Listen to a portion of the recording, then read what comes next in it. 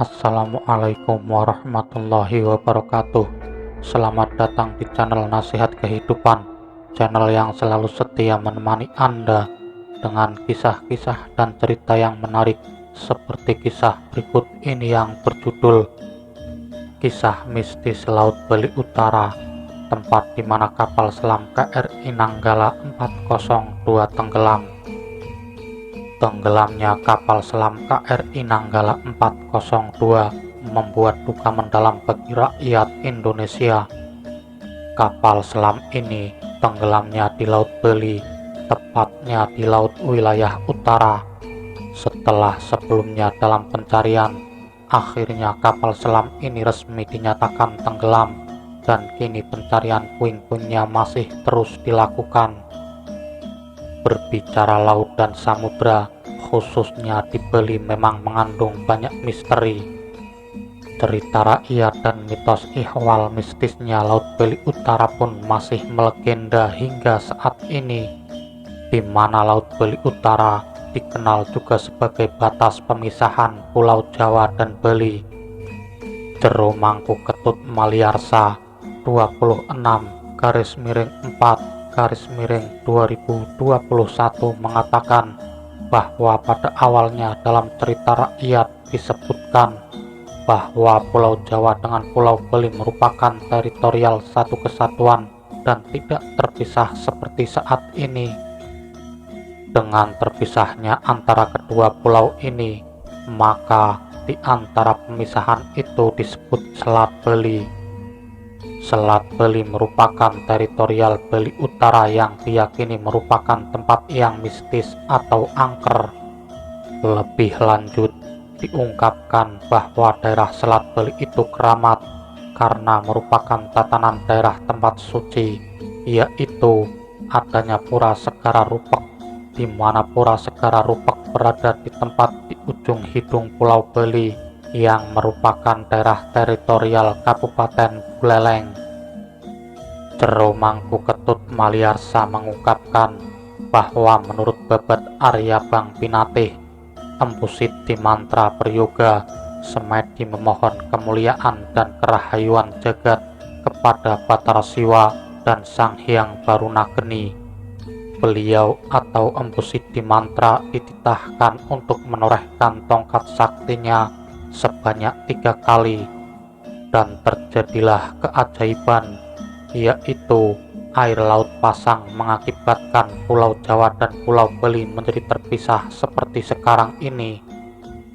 Menurutnya, cerita mistis ini yang menjadikan daerah Selat Bali ditakdirkan menjadi daerah perairan yang angker. Diungkapkan bahwa secara spiritual di daerah ini setiap tahun diadakan upacara dan upacara pakelem yang disebut dengan Sarana Banten Dirgayusa, Bumi dan Tawur Kentuh pada hari suci Anggara atau Selasa, Umanis, Wuku Uye. Selain itu, Jero Mangku Ketut Maliarsa menjelaskan bahwa Pura Segara Rupek secara harfiah maknanya adalah lautan sempit yang disebut dengan nama Selat Bali.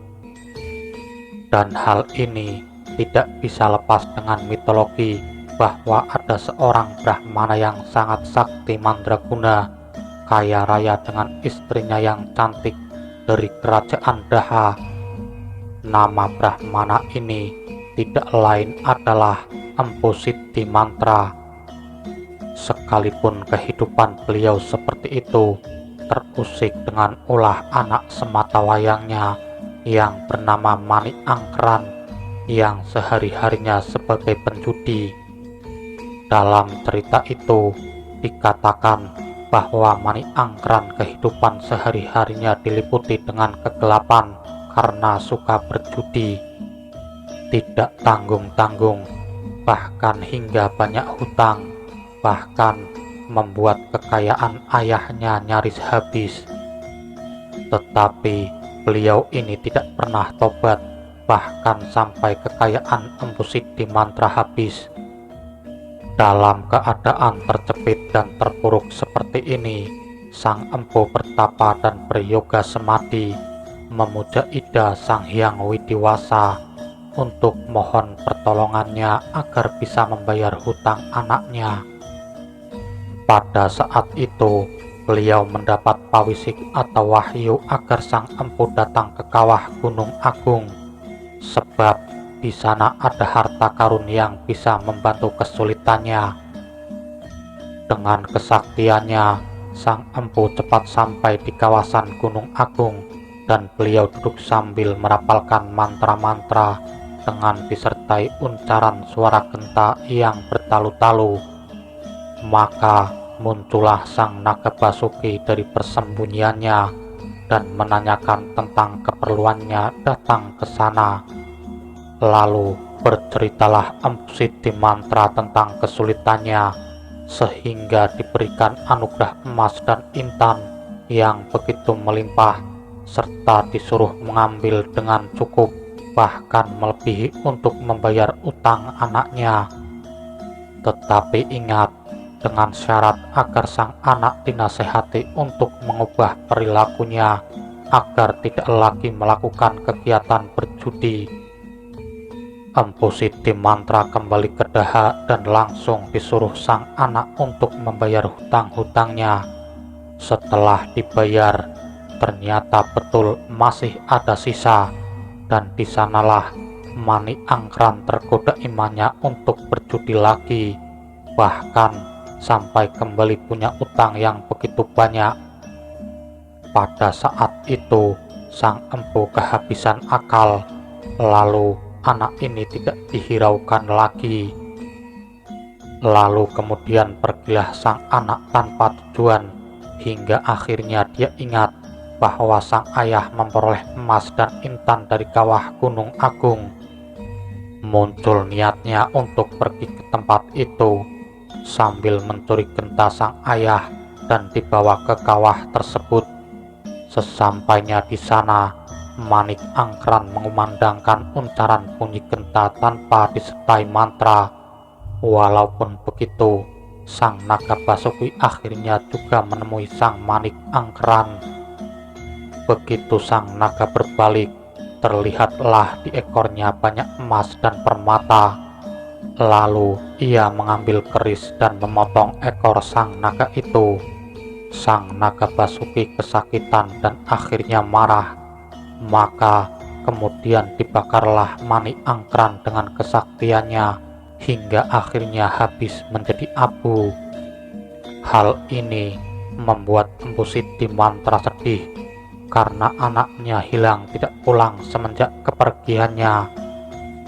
Oleh karena saktinya, maka Empu memperkirakan anaknya datang ke kawah Gunung Agung. Ternyata benar saja. Lalu sang empu menanyakan pada Naga Basuki tentang keberadaan anaknya. Beliau diberitahu bahwa sang anak telah dibakar jadi abu. Dengan rasa terharu dan sedih, empu memohon pada sang Naga Basuki agar anaknya dihidupkan kembali. Tetapi sang naga juga memohon agar sang empu mengembalikan ekornya untuk bisa tersambung lagi. Dengan kesaktiannya masing-masing, akhirnya ekor sang naga bisa tersambung dan sang anak telah hidup kembali. Seperti diceritakan sebelumnya bahwa Empu Siti Mantra beryoga semadi dan yang dipuja adalah Batara Siwa dan Sang Hyang Barunageni. Lalu beliau mendapat anugerah dan disuruhlah Empu Siti Mantra menorehkan tongkat saktinya sebanyak 3 kali, hingga terbelahlah Pulau Jawa dan Pulau Bali sehingga memunculkan Selat Bali seperti saat ini. Demikianlah kisahnya. Jero Mangku Ketut Maliarsa mengatakan secara rasa dan keyakinan, disinilah letak kemistisannya dan keangkerannya. Diungkapkan bahwa mengenai eksistensi Selat Bali yang juga dapat dikatakan penuh dengan hal-hal mistis dan keramat, hal ini perlu diyakini Oleh karena tempat ini benar-benar angker, sehingga secara niskala perlu mohon izin, ucap Jero Mangku Ketut Maliarsa. Sehingga jika ingin lewat atau melakukan kegiatan pada areal itu atau wilayah Bali lainnya, agar tidak terjadi hal-hal yang tidak diinginkan. Mengapa Empu Sidi Mantra mendapatkan anugerah untuk menorehkan tongkat saktinya? Menurut Jero Mangku Ketut Maliarsa adalah untuk menjaga tatanan teritorial Pulau Bali tetap asri dan lestari. Dan yang tidak kalah pentingnya, agar anak Empu Sidi Mantra tidak dapat bebas pulang pergi ke Jawa, sebab sedang dididik dan digembleng untuk mengubah perilaku suka berjudi, hingga akhirnya sang anak didiksa menjadi danghyang manik angkeran. Begitulah sahabat nasihat kehidupan, sedikit informasi tentang kisah mistis Laut Bali Utara, tempat di mana kapal selam KRI Nanggala 402 tenggelam. Terima kasih sudah menyimak dari kisah yang kami sajikan. Semoga kisah ini bermanfaat bagi kita semua, dan nantikan kisah-kisah yang menarik lainnya. Wassalamualaikum warahmatullahi wabarakatuh.